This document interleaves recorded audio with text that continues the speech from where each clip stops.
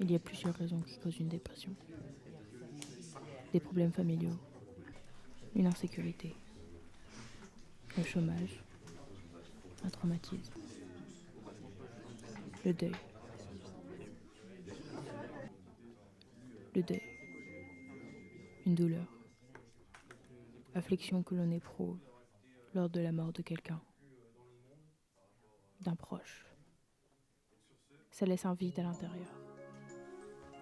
En général, il y a 7 étapes liées au deuil. Le choc, le déni, la colère, la dépression, la résignation, l'acceptation puis la reconstruction. La dépression. Cette sensation nous fait perdre la notion du temps. Et c'est à ce moment précis qu'on essaye de se rappeler ce que ça fait d'être heureux.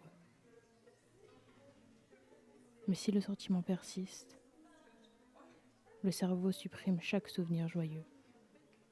Il nous fait croire que la vie a toujours été comme ça. Et quand on se fait prendre dans cette boucle, ça devient qui nous sommes. Plus rien ne nous définit. Alors c'est par des mots comme la pessimiste, la cafardeuse, la mélancolique, la déprimée, que les gens nous identifient. Même si le plus souvent, ils ne nous remarquent même pas. La plupart du temps, ils nous négligent. On peut même être proche d'eux, mais on n'en reste pas moins invisible. Au fond, c'est un mal pour un bien. Parce qu'après la perte d'un proche, de cette personne qui nous a fait découvrir la joie, le désir, l'excitation, l'attachement, la tendresse, l'amour. Ce vide qu'elle laisse après son décès est si grand que passer outre devient infaisable. Aimer de nouveau est inconcevable. Être heureux est impossible.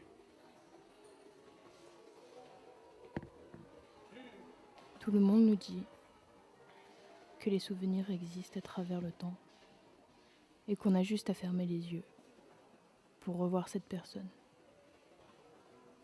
qu'il n'y a jamais de début ni de fin, que jusqu'à ce qu'on meure, cette dernière sera à nos côtés.